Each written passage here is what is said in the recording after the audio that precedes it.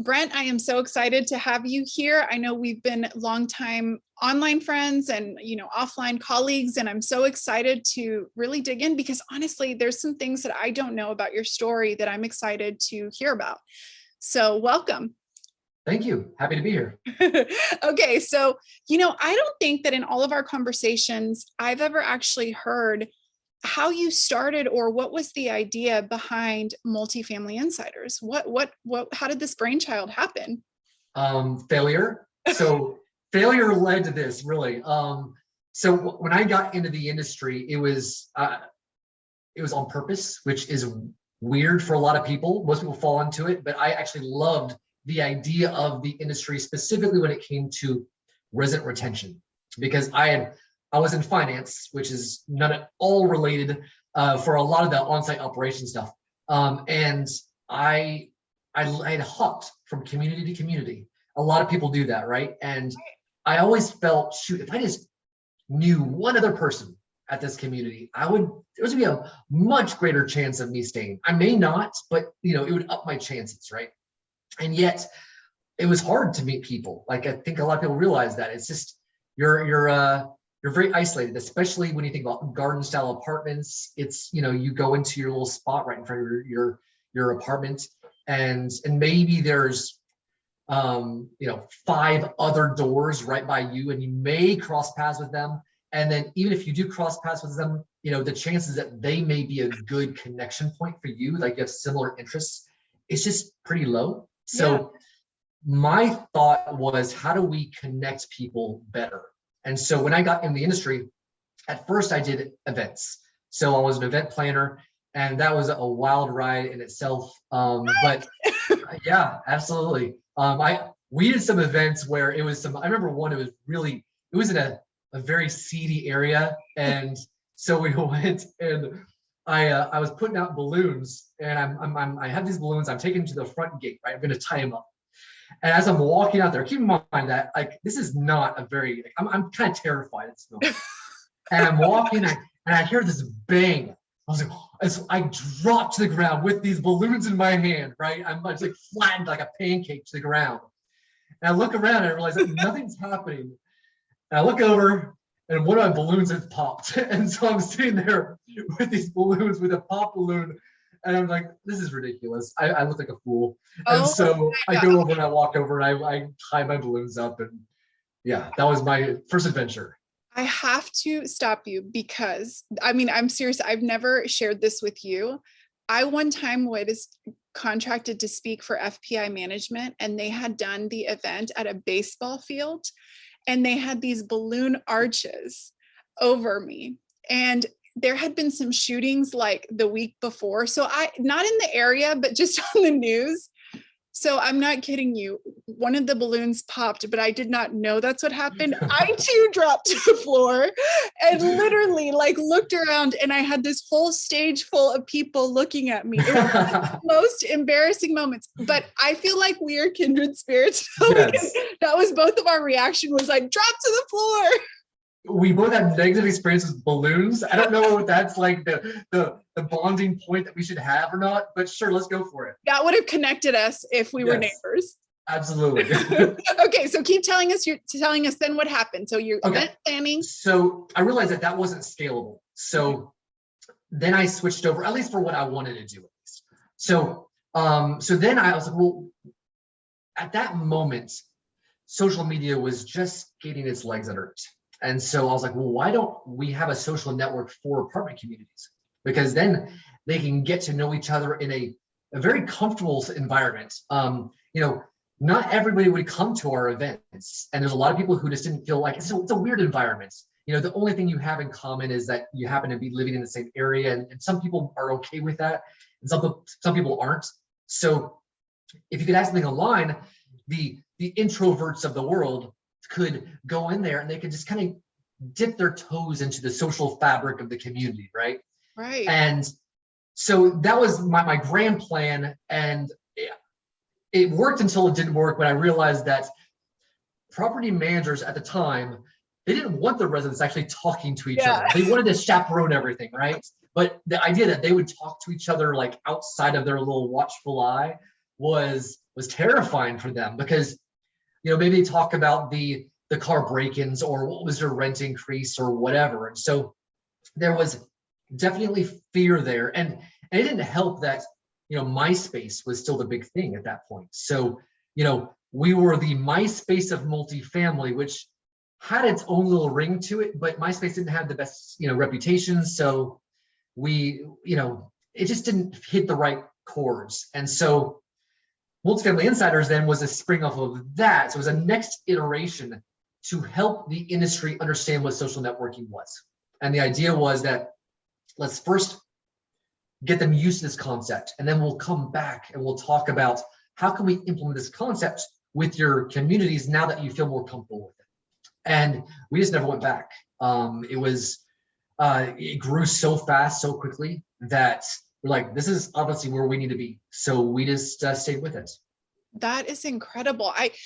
We're talking about community, but I also think just a point I want to put a pin on or extract from that was also pivoting, that when you land on something that, I think sometimes people view things as a failure, but what happened is you took something that could have been a failure and really you saw then where the opportunity was. And it's almost like but it came through action. It didn't just immediately come from itself. So I think that's a great point too, that even in property management, sometimes you're going to try things, they're not going to work, but it might be the springboard for the next great thing. And man, what a great thing it's turned out. I think just let me chime in real quick. Yeah. I always heard that only 1 out of 10 startups succeed. And so my theory was, well, let's start up 10, then we're good, right? Right. But it turns out that actually after the first one, it's like something like 1 out of 4 startups succeed because you learn so much that first time around that you're able to implement and really, step up your game this next time around. And so hopefully if you keep at it, you kind of land on something that hits the right chords. Absolutely. Yeah. We started out as a staging mini models. So I guess I had I never thought about that. That was my iteration. And then we pivoted. So you guys have made an incredible community. And I think as an outsider, I'm in marketing and I have marveled at what you initially really built from the ground up. And I've seen this community. People are fiercely loyal. They identify themselves as being part of the Multifamily Insiders community. That's not an easy thing to do. I think that, customers, I don't want to say customers, but people seem to be very, not necessarily always brand loyal. And you guys have been able to do that. So why do you think that community is so important to multifamily individuals? Well, I think, community is important to everybody to some degree. I mean, we all need that connection point, but I think especially in multifamily, we are such a unique industry. People are, what we offer people is a highly emotionally charged thing, their home, right? I mean, there's very few things that people are more connected to, right? Their family probably. So you already have something that's very, very intense with them. And then our office is at their home, which is just a bizarre thought. It is so weird. Yeah. And so you just have these opportunities for conflict and challenges because they're, really upset about something and they can just walk right over. And now we have this face-to-face confrontation. So not only do people need, help with, hey, just in general, how do I run my communities better? But then also I need that community because I need to have that bonding moment to say we've all been there. We've all had those trouble residents or even the opposite true is, those really amazing scenarios that happen that again, only happen when you deal with something very highly emotionally charged. So to have that kind of camaraderie in a very uniquely challenging industry, I think is really important. I would agree. And, if you just read through some of the posts or some of the, different conversations that happen, they're so real, they're so honest. People feel safe to share some of these crazy things that literally you couldn't make some of this stuff up, right? And yet it's almost like you might be having a bad day. And I wonder sometimes if that's what happens. If someone's having a bad day, they get onto one of these platforms that you've, put together, whether it's on LinkedIn or on Facebook or on the blog, and they're communicating and they're getting that feeling of like, hey, I'm not alone. Like I can, it's almost like that fuel to keep going. Do you find that to be true? Oh, absolutely. Yeah. Um, you know, I think absolutely they need that sense of I'm not alone, like you said. But I think what's also interesting about the community is you get a pulse for the industry where you start seeing how our industry as a whole needs to evolve and react to the challenges that are happening in multifamily. Our on-site teams are probably more stressed out than they've ever been. I worked on site. I know how it is. It's nothing like when I was there. Right. The amount of tasks they have are just so much greater. And so you can now hear these voices and sharing the challenges. I saw a post that just came through today about how, and this person's like, I'm done. I can't do this anymore. What other industries should I look at? And it's like, it's sad, but also hopefully my hope is that it allows us to be introspective with our industry and learn how to make it better, make that experience of working on site better so that we pull things away from the on-site team to make it easier on them. We provide more health and wellness, mental well-being types of content.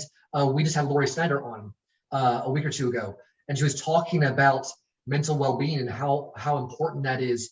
And we're getting more of that where it's like, I need those extra resources for both myself and my team and helping them cope with what's going on right now.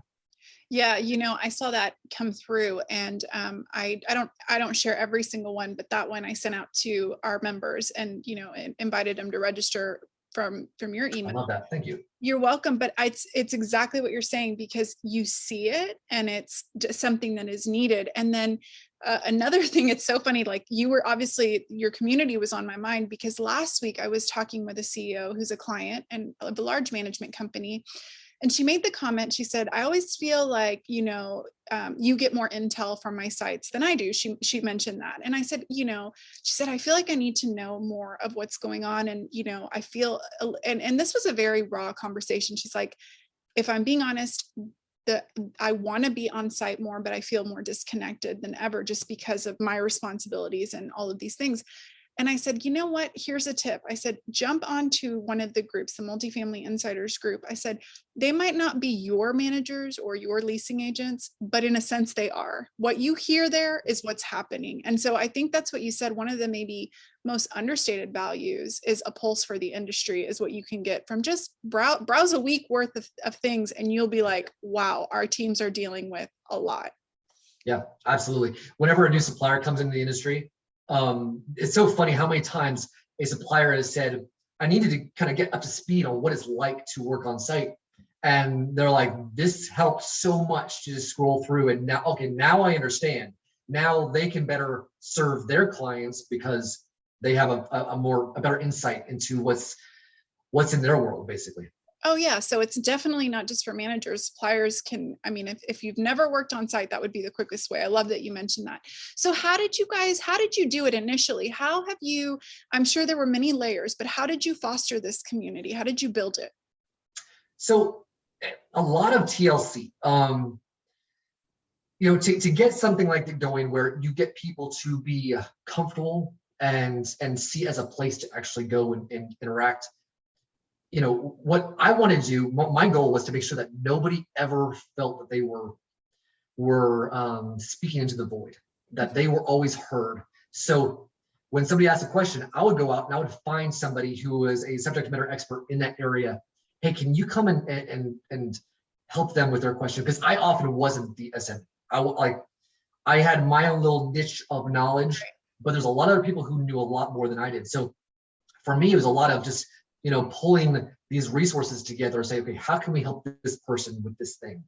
And for a very long time, that took up a lot of my time to make sure that every question was answered, that we had good conversation on each one, until the community could stand on its own two legs and it could have enough interaction of its own that people organically then would interact and share and help each other out.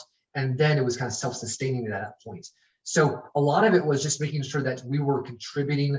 I contributed also as a member. So I wasn't just, I kind of dual role. I was both the kind of the admin of the group, I guess, and then also a member. So I could act in both ways, and I could help build a vibrant community. And so it wasn't a set it and forget it type of situation where, we built it. Now people are suddenly going to start talking. That's not how it works. Right. It takes a lot of TLC to make that happen. I can't imagine how much time that took it's almost like you were a matchmaker, matching the right comment to the right person, or, getting that. But it obviously showed that hand-holding was what was necessary at the beginning stages. Something that I've observed from the outside is as you've grown and your team has grown, you guys have managed to do that with the extensions of you, because a lot of times when you're the founder and you're the one person, it's hard to replicate that across the board. And just because I've interacted with a few from, your team, they've done the same thing. They've really made, like I've worked with, Lila, for example. I feel like I'm the only person in the room when she's emailing me. Like I screenshotted her email the other day and I sent it to our customer service team. I was like, can you feel her personality through this email? And they're like, yes. I said, she's, we connected on sourdough bread making, but the fact that she knew to do that, to connect that. So how have you done that as your team has grown? Oh, shoot. It's weird because we're a distributed team. So we all work from home. Right. We do try to connect in person every so often, but that's challenging. I don't know if I have a secret ingredient to that. Finding awesome people and just letting them shine. It's so awesome. Like you mentioned Lila, for example, and this is the same thing with everybody. It's like, I'll start seeing people tag them or mention them in other emails and stuff like that. And it's like, oh, that's the absolute best situation. Like it makes me so excited when I see somebody else tagging Lila on LinkedIn, for example. Like, wow, it's so neat to see. I think I'm just lucky to have awesome people. Really, when it comes down to it. And I think that we've been around long enough that people can feed into the community ethos that we have, both internally as a team and then also with Multifamily Insiders as an external community, so everybody kind of sees what we're trying to accomplish. And I like to think that maybe, I always try to walk the walk and make sure that I am, I go overboard with customer service, and it's actually, from a business perspective, that's actually been a challenge, because we have a social network and there's no cost to being a part of a social network. So we end up providing customer service to a very large chunk of the industry and don't get paid for it. Right. And so from a business perspective, it's challenging, but from a culture perspective, I feel like it was always the right thing to do. I remember one time where somebody called me up and said, hey, I need to register for brainstorming. Well, brainstorming is not our conference. It was Multifamily Pro. And so I was like, okay, well, let me see if I can help out. And so I got on Multifamily Pro's website. I'm looking up how to register and all that stuff. So I'm just helping them out how best I could for a different company completely. But I always felt like that's the kind of organization that I wanted to have. Yeah. I always wanted to feel like we were just there for there for people. And hopefully then that means that eventually they'll be there for us. And it's all kind of worked out that way. Yeah.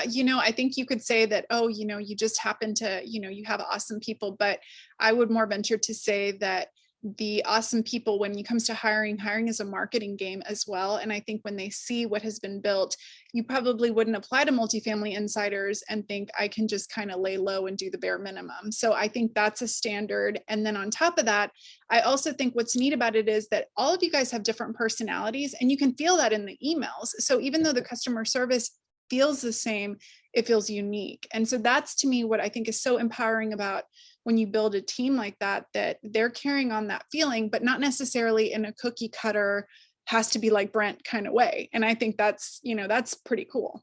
So a little secret information about how our team has grown. So my wife is very, very social. One of the most social people I've ever met. So she knows a ton of people. So anytime that we're like, hey, we need to grow, we have all these things we have to do, my wife is like, well, let me see. And so she like, oh, so-and-so's looking for something. So-and-so's looking for something, right? So everybody on my team right now is actually friends with my wife. And so like, some people might see that as like kind of like a, so all of your, wife's friends now work for you. And like, is that concerning at all? And like, no, it turned out great. Like, she has great taste in people. And so that's worked out. And so we were talking about, we're hiring somebody new. We're like, well, let's go to Kirsten. Yeah. Or, who does she have for us now? And yeah, so that's apparently how our company has grown. That is amazing. So I think every HR recruiter that listens to this show is going to be like, how do we get her to work for us Right, and find us exactly. these people? Yes. Okay, I want to segue because I would love a great takeaway. I mean, I think, one of the skills I always talk about is I think it's great when you can recognize something related to your industry, but maybe not exactly, and you can pull from it. And so for the property managers, the on-site teams that are listening, I feel that there is so much that they can glean from how you all have built community. What are some strategies that they could adapt or, kind of tweak to make work for those on-site community building? So I think the first thing when a community thinks about building a sense of community, like a resident-to-resident interactions, those types of relationships, the first thing I think they need to think about is what are their goals?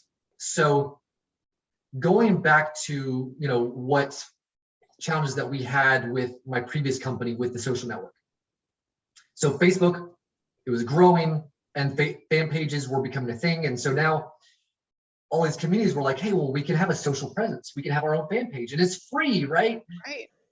There's nothing wrong with fan pages. I think, there's some challenges that Facebook, right. Is a pay to play model type of situation, but there's nothing wrong with them. But it does have a specific mode of communication. It is a community to resident communication, or it's like a one-to-many communication, right? And they can reply back. And sometimes they can reply to each other if it's, sometimes that happens, but it's not really geared towards resident to resident interaction. That's not, it's the way it's designed or built. So I think it's thinking about what do we want our goals to be? Where do we find value? When I think about, how I enter the industry and like, if I just knew one person, right? Like, is that the goal? Is the goal to say, how are we going to make those connection points? And we already do it with our summer parties, right? And we just have to, kind of understand or be comfortable with this idea of them communicating when we're not over their shoulder, but by giving them different avenues for communicating, it helps them in different ways. Not everybody's gonna be comfortable going to the summer party, And so how do we provide those opportunities and be okay, and then strategies to make sure it's a positive experience. So with the multifamily share space, for example, we have in the very first line, we have positive. That's a very important word. And we talked about that as the group was getting bigger and bigger, that we were focusing on positive interactions. Yeah. We do allow, we do want them to be able to share their frustrations, but it still has an underpinning of, hey, we're going to have a positive interaction with each other, right? Because it can go off the rails really easily with politics and that sort of thing. And I'll have people, send me a link and say, hey, is this kind of fitting with the positive mentality that you're going for? And we'll usually talk to that person and say, hey, this is our goal. This is what we're trying to accomplish. And they'll usually be understanding. Sometimes they're not, but generally speaking, they will be. And so by setting the tone, it can really kind of establish that and kind of create the ethos of that community. And also, it can be so strong as I think that when you develop a community and you have people who are really excited about what you're doing and they're very passionate and they truly become fans, right? I mean, Facebook is a fan page, but are they fans, right? When we were still, I guess had been around for a bit, so we had kind of developed this community, but we were still young in the sense that we had not grown to where we are yet. Well, we had somebody who blogged on the platform, and he said, I can't believe you all are just creating this free content for multifamily insiders, and they're making millions and off of your backs and all this stuff. And I'm thinking to myself, I just had a conversation with my wife, and I wasn't sure if I was going to have to go get a real job because we're about to go under, right? He has no idea what's going on, but that was his perception, right? And so at that moment, I had this thought of, well, what do I do? I could have removed it, but then it sets the tone of I'm trying to hide something. And then people really think that that I'm trying to build everything on the backs of everybody else. So instead, I left it up. And I was like, you know what, let's just be transparent. Let's just let people talk, right? And it was amazing to see the response of the community. I mean, my goodness, they rallied around. They basically said, he's created this place for us to all talk and share and discuss. And we know how this works. We know there's sponsors that are advertising, right? That's how they make ends meet. And we understand that. And that's the implied arrangement. We understand the value he's bringing. It got to the point though where they were defending so vigorously that I felt nervous for the guy. I was like, this post is actually doing him more harm than good. Right. And so at some point, I actually did remove it, going, I got to protect this guy now because I felt kind of bad for him.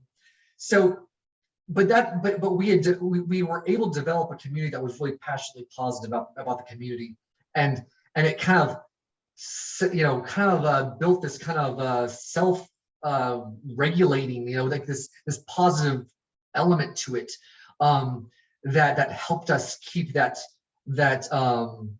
way of thinking with the community. So I think when we think about apartment communities, I still feel like there are avenues for having really, really deep resident to resident engagement and connections. And I think there's ways to do it both in person and online. It's just a matter of understanding the tools available and creating a plan to how are we going to react in different scenarios, and how are we going to establish a positive and have it really be authentic. You can say we're going to be positive, but if your operations aren't positive, then you're going to have that disconnect. It's not going to come across authentically. So I think there's a real big opportunity there still. Unfortunately, I think things like having the wrong tools set back the industry to a certain degree on how they can actually leverage online social networks to make that happen.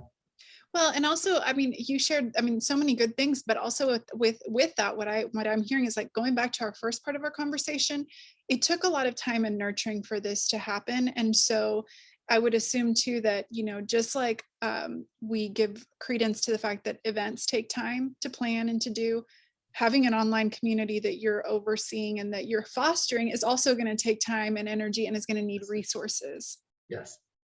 Yeah, I think that there's so many great opportunities to be, like I said, both an admin and a member. Think about leveraging the external community. Have every week, hey, we're gonna showcase a really cool place that we ate at or whatever, or this event is coming up. Who's going to go check it out or whatever? There's so many amazing content ideas that happen that can be leveraged, and that also sets the tone, right? That we're going to share really awesome things, and you can set that in your marketing of it, of sharing amazing things that are happening in and around the community.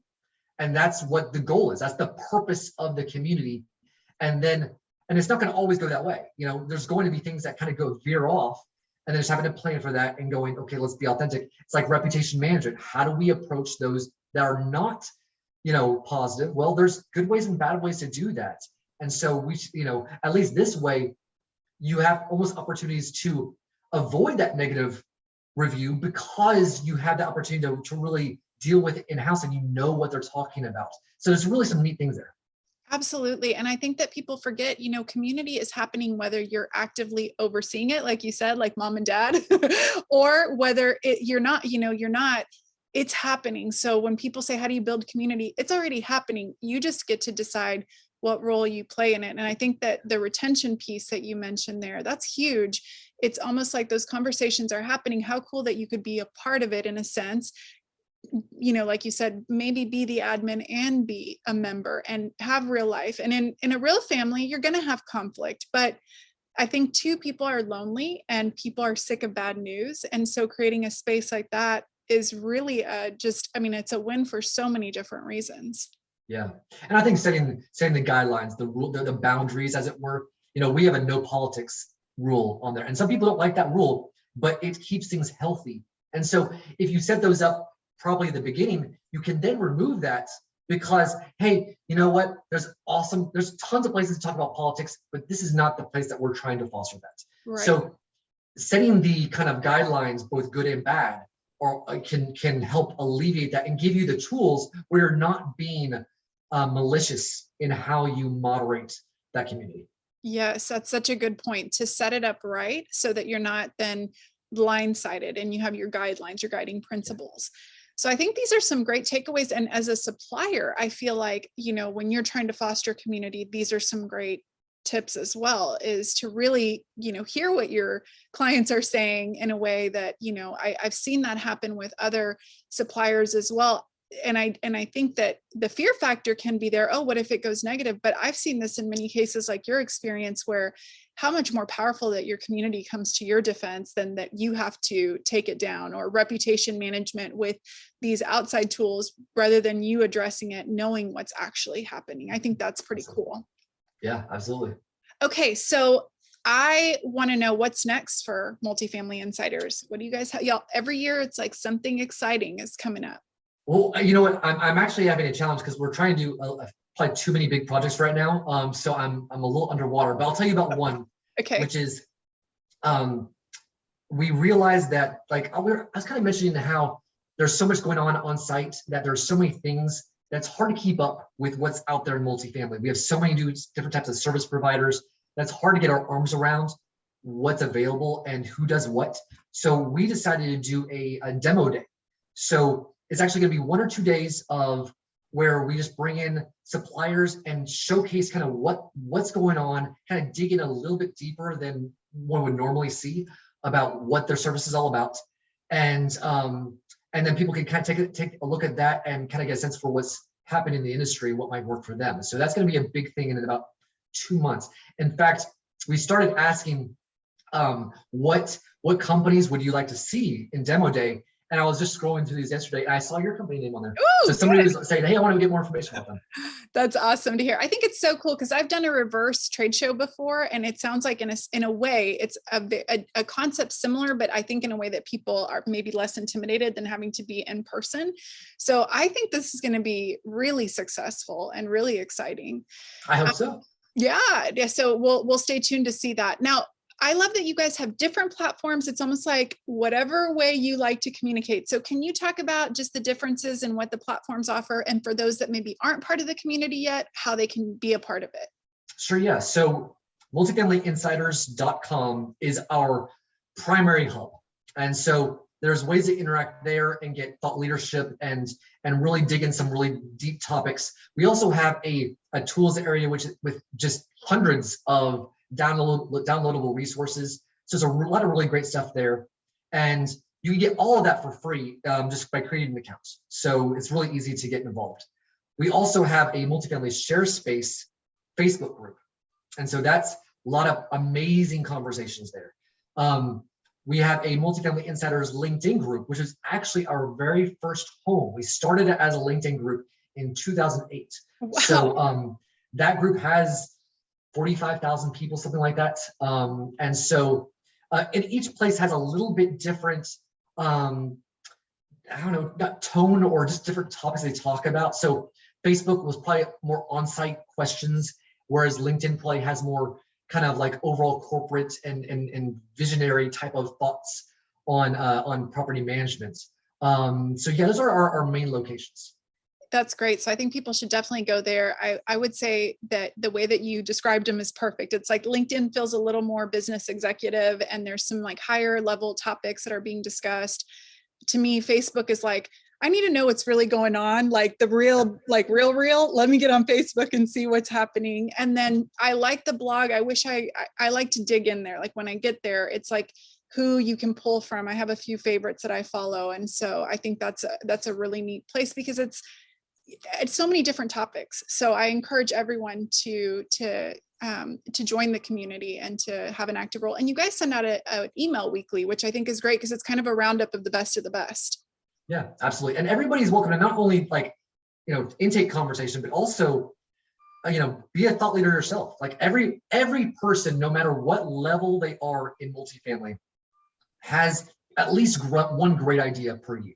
I mean, you just joined the industry. You have a fresh perspective that nobody else has because things change so much, and a like you're saying, sometimes people higher up can get, they don't have the touch, the touch point with the on-site team, but somebody new does, and they have this fresh way of looking at things. Somebody who's been in the industry for 20, 30 years has a wealth of knowledge to share. So it's the only way our community survives is when people take time to share a little bit of their experience, a little bit of their brain, and that's what keeps it ticking.